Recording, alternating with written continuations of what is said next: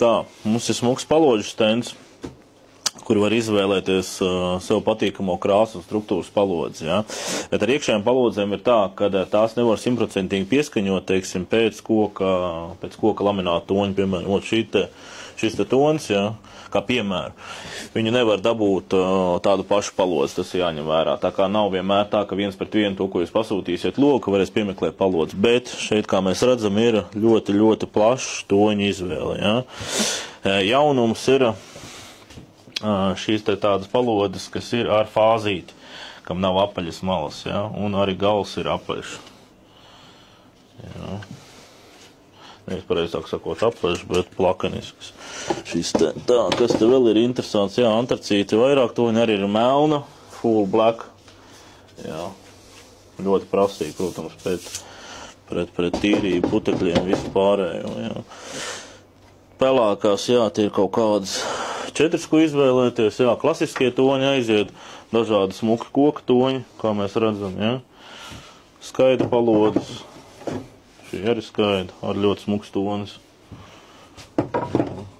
Tālāk arī aiziet bišķi tumšāks koks. Un vesels trīpa ar baltām, jā. Ir ekskluzīvas ārējās palodzes metāla, alumīnija. Un gatavu pēc izmēriem var pasūtīt, jā. Stīvas, stingras. Jā, vai nu parastās plūsmas klasiskās skārda palodzes.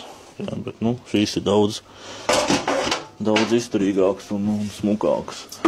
Jā, tā kā palodzēm ir liela izvēles iespēja, ja, uz vietas attiecīgi pielasīt logam. Nu, teiksim šim, ja klients ņemtu, ko mēs rekomendētu, vienu no šo toņiem. Likt, jā. Ir, protams, starpība ir redzama, bet nav tik traki. Jā, varbūt vēl ko te varētu piemeklēt. Vēl citu. Šo? Jā. Pastīsimies. Varbūt, jā.